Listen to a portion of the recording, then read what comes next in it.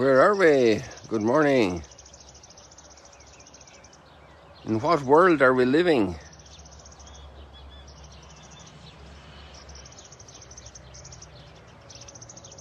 Today we're going to see humanity at its best. Actually, God at his best. God at his best, you at his best, at your best. Humanity at our best.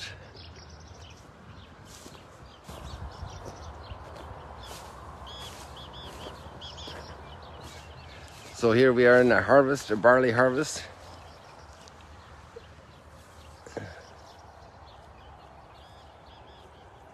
And that's what's celebrated at Easter time. This was cut a few days ago, so right at the time of Easter. This is probably as early as it gets because it's an early Easter this year.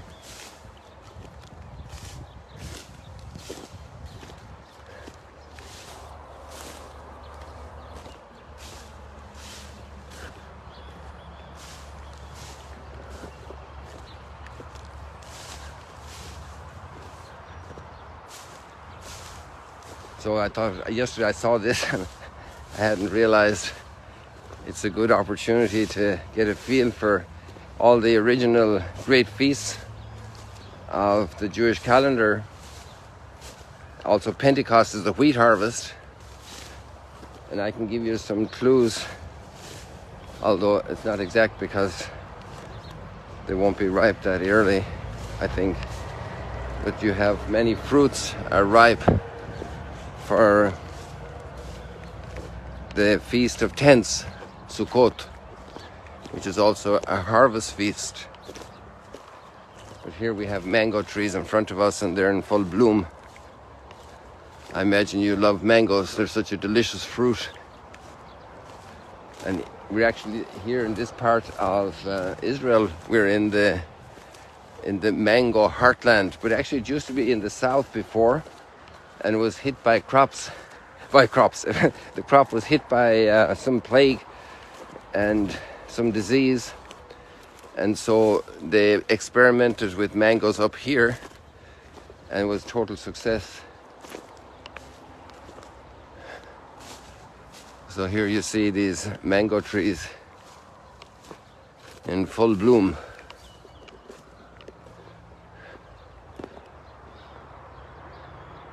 Isn't that amazing? The work of the Creator is so amazing. Imagine how much pollen is here, how many mangoes will come. These trees are actually laden with mangoes.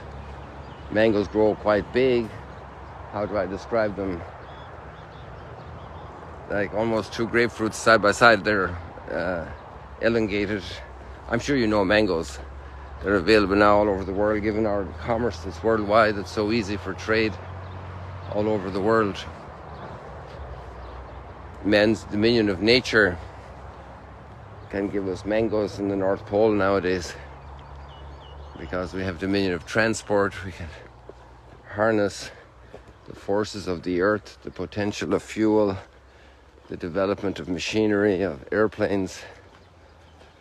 We can beat all kinds of speed records and delivery records, organizational skills, all the great skills the Creator gave us. And people excel in many ways with every kind of talent. Olympic medalists, Nobel Prizes, although that's a varied thing, but many of the fields of Nobel Prizes are pure raw talent. And it's amazing, you know, like the discoveries of science, the hard sciences, the natural sciences. So then there's a bigger way to be bigger. There's a bigger way to be bigger. Because there's a famous saying that God's power and might are shown extraordinarily in his creation, obviously. The brilliance, the genius, the power, the vastness, the stars, the galaxies, the Big Bang, if it happened that way. Nowadays they're talking about multiple Big Bangs. You know, amazing, amazing. And the oceans and the atoms and, you know, everything, all of creation is so absolutely fascinatingly amazing. And now we're filled with wonder. But there's actually something else about God that's even more wonderful. I don't know if you remember, if you know the name, if you know the word for it. It's an amazing word. And it's also celebrated by all the monotheists. It's an amazing word. And it's God's mercy.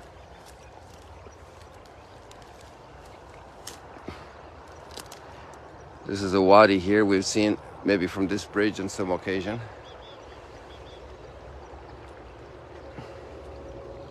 And it's filled with water.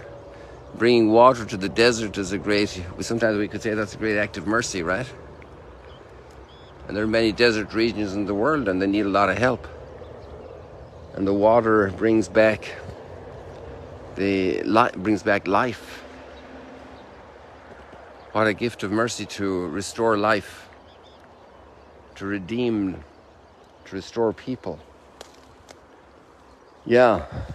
This is where God's work is even greater, his work of redemption, his work of mercy.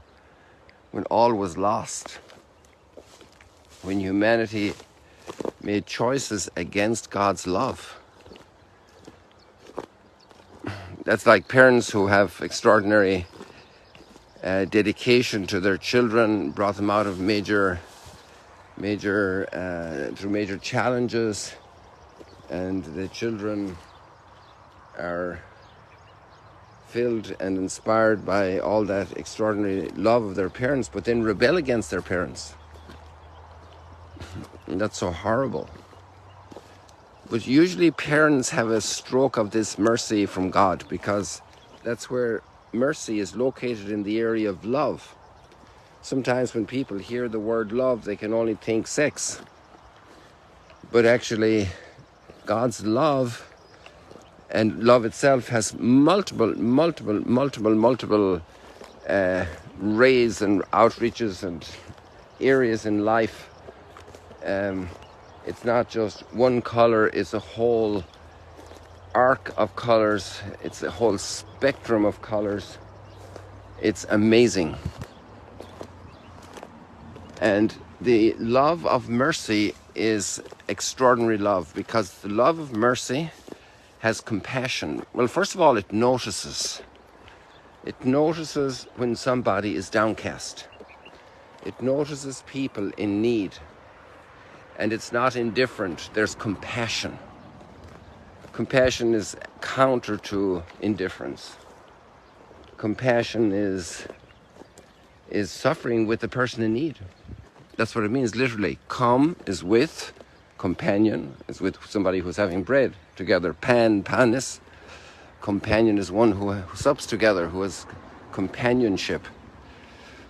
And comparison is how it seems. Parere, to see things together, to compare. And to have compassion is actually to suffer with somebody. Patire is to suffer. Patience is enduring difficulty, enduring pain, enduring setbacks. And compassion is to have suffering with people.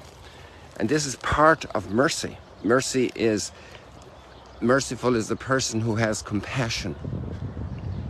That person is merciful. That person doesn't judge prejudicially. The person doesn't condemn, doesn't exclude, doesn't ostracize, doesn't mock. Maybe this is the aspect of God we miss a lot in our politics today, in our world, maybe even inside the church. A lot of harshness, a lot of judgmentalism, a lot of hardness, a lot of wanting to show the perfect one. We want the Olympic medalist ones. And the ones who are broken, who are gone down the wrong road, in any field, in society as well. And today's gospel is amazing because it shows us the two poles of humanity. It shows us the alternative pole, the one pole of humanity we see so much. Good morning.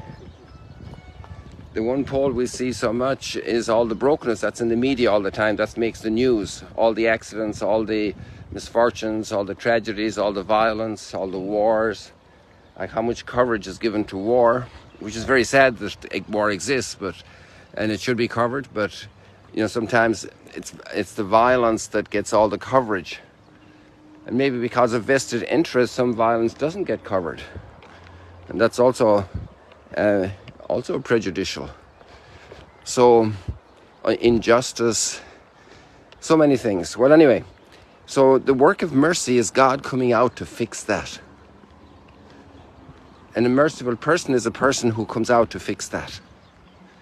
Doesn't judge, doesn't condemn. The people who recover drug addicts, the people who recover prisoners in jail, in high security prisons, and they recover them and they're redeemed. And there are many, many, many cases. There are wonderful programs in that regard today. Thanks be to God. Thanks be to God, we don't write off people. A lot of people will refuse to write off people. Like parents will never write off their children. They'll always want to get them back. They'll always want to recover them. This is mercy. Mercy is the process of the recovery. It's the foundation of the recovery. It's the driving force of the recovery. Mercy. Mercy. Mercy.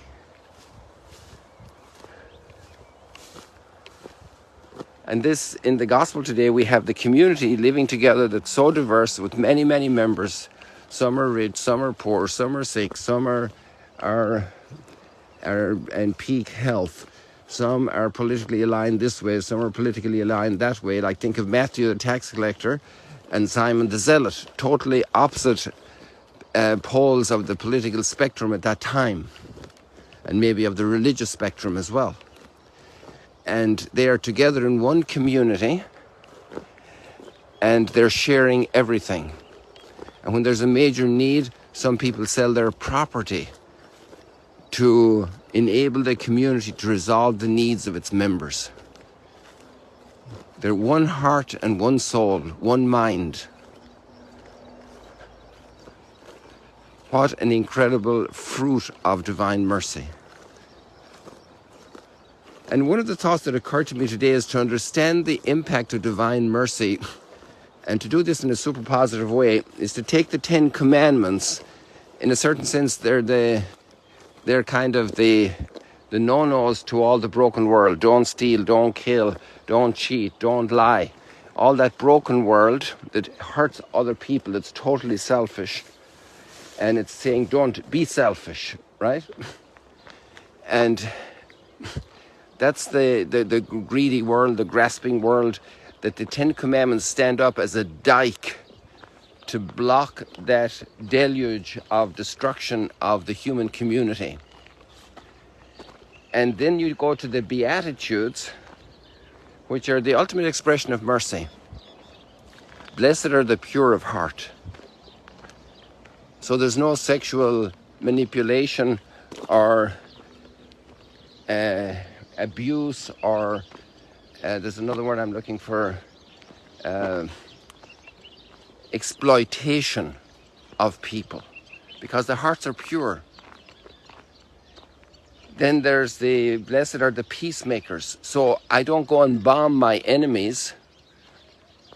Blessed are those who rescue that person from enmity and re-establish them in friendship and collaboration.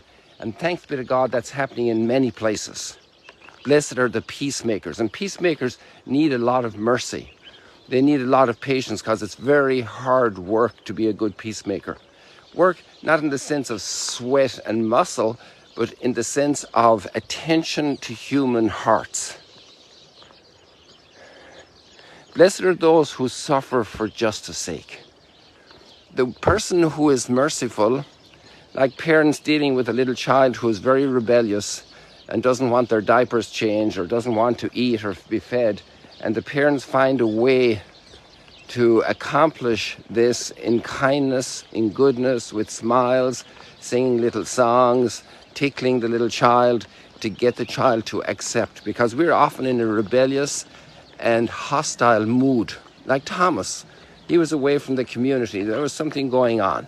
Maybe he was getting food or something, or maybe he just couldn't take it, the tension anymore, and he's not with the community. And when they tell him, we saw the Lord, well, he feels he missed the train, you know, he missed the bus. Well, he said, I don't want to believe. Come on, give me a break. You know, that's a big, tall story. I mean, like, oh, who do you think you are? You know, I'm not going to believe.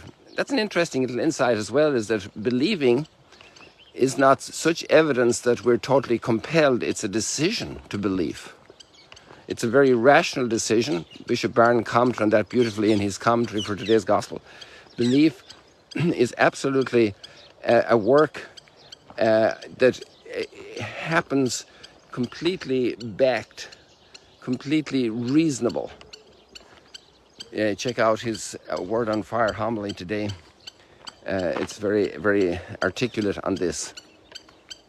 I think we're going over time. Let me check here. And sorry for that. I think we're good. So we've got a lot of thoughts there. You're at your best when you're merciful. You're not just at your best when you win an Olympic medal, and that's pretty cool. But you're at your best when you're merciful. God's at his best. His power as merciful is awesome. You're at your best when you're merciful. Our community is at its best when it's merciful. With the migrant, with the downtrodden, with the addicted, with the criminals. With the criminals, yes, merciful. To find the way to recover. Obviously protect society, because it would be very unmerciful not to.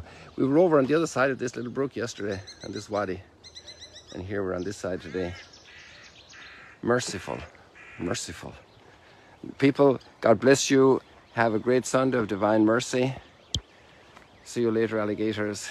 It's a lovely morning here. A morning of great mercy. Thank you. Teach the children mercy. It's a hard world out there, and the world needs your children to be great people who have experienced mercy and who share mercy with the world. God bless you. Teach your children mercy, your grandchildren. Tell them stories about mercy. Tell them stories that illustrate mercy. You'll be doing so much for the future of humanity.